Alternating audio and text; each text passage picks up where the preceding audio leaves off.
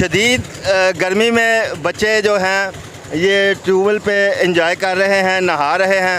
तो हम बच्चों से पूछते हैं कि कितनी गर्मी लग रही थी और अब ये क्या महसूस कर रहे हैं। अच्छा, तेनों गर्मी लगन रही है? नहीं, हुण तेनों की लगन दिया? ठंड। तेनों हुण ठंड लगन रही? तो पहले तेनों गर्मी लगन रही थी? हाँ जी, कितनी गर्मी लगन रही? बहुत। वाह वाह धुप्प सी। हाँ जी, लो जी, इन्हूं बड़ी तो गर्मी लगन दी, हुण इन्हूं ठंड लगन दी। ते तेनों की लगन दिया भी? ਮੈਨੂੰ ਤਾਂ ਇਹ ਵੀ ਗਰਮੀ ਲੱਗਣ ਦੀ, ਗਰਮੀ ਇੰਨੀ ਸ਼ਦੀਦ ਪੈਣ ਦੀ ਹੈ।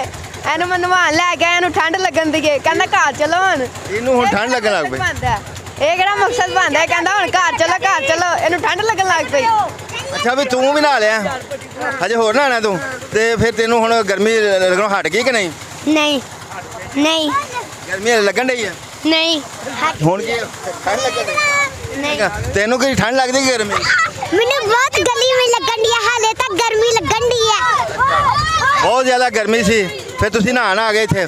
ਤੇ ਤੈਨੂੰ ਗਰਮੀ ਲੱਗਦੀ ਕਿ ਠੰਡ? ਗਰਮੀ ਨਹੀਂ, ਮੈਨੂੰ ਠੰਡ ਵੀ ਨਹੀਂ ਲੱਗ ਰਹੀ, ਗਰਮੀ ਵੀ ਨਹੀਂ ਲੱਗ ਰਹੀ।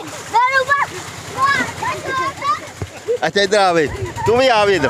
ਅੱਛਾ ਤੂੰ ਦੱਸ ਬਈ ਤੈਨੂੰ गर्मी लगन की ठंड लगन रही है? गर्मी बहुत लग रही है मुझे। गर्मी लग रही है तुम्हें, तो तुम कब से नहा रहे हो इधर? मुझे थोड़ी देर हो गई है। थोड़ी देर हुई है अभी, इसलिए आपको गर्मी लग रही है। जब थोड़ी देर और नहाओगे ना तो फिर ठंड लगेगी, ठीक है चलो। जैसे दूसरों को लग रही है। तुम भी आओ भी इधर, आओ भी आओ इधर। कौन आएगा इधर? अच्छा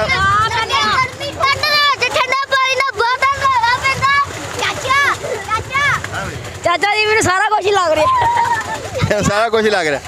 अच्छा तो गर्मी बहुत लगन है। बनाना चाहिए। इधर आओ तुम, इधर आओ जो।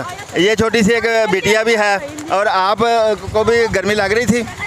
हाँ, जब धूप थी गर्मी लग रही थी, अब सर्दी लग रही है। अब सर्दी लग रही है तो तेनों मैंने गर्मी लग रही है अली भी। इसको गर्मी लग रही है तो और कौन सा आएगा इधर? वो छोटे छोटे बच्चे हैं, आ जाएं आप भी इधर। आओ जी, आप भी इधर आए। आप बताएं, आप क्यों नहीं नहा रहे इधर? आप बताओ हमें। ये भाग गए। इधर आ जाओ, इधर आ जाओ। ये बंद है ट्यूबवेल, इधर आ जाए। हाँ वो छुप गए हैं आप लोग, इधर आ जाओ, आ जाओ, आ जाओ जी, आ जाओ। अच्छा जी इधर बढ़िया तो हुण केड़ा केड़ा रह गया इंटरव्यू तो? रह गया।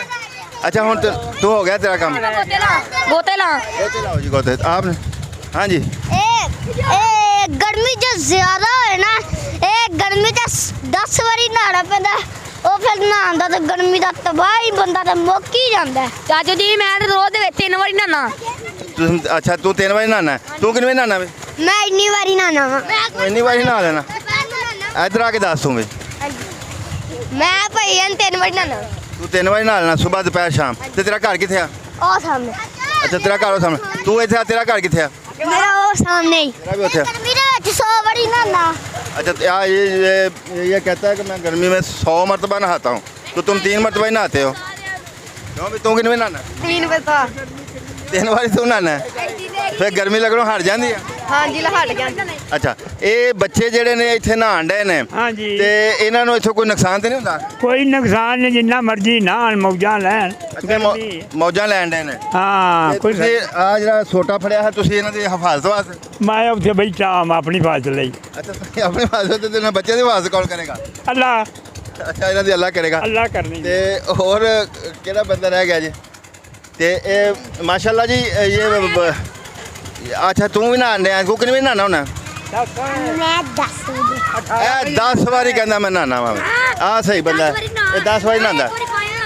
ये बच्चे जी ट्यूबवेल पर शदीद गर्मी में नहा रहे हैं, एंजॉय कर रहे हैं, और कितने ये खूबसूरत बच्चे लग रहे हैं, और साथ साथ ये खेलें भी कर रहे हैं, पानी में डुबकियाँ लगा रहे हैं।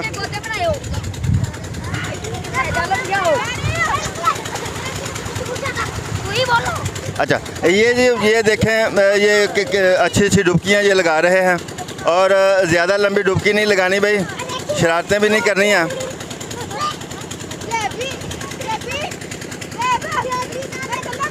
ठीक हो गया। ये बच्चे जी कितना एंजॉय कर रहे हैं यहाँ पर ठंडे पानी में, और इनका ये कहना है कि दिन में यहाँ पर 3 मरतबा नहा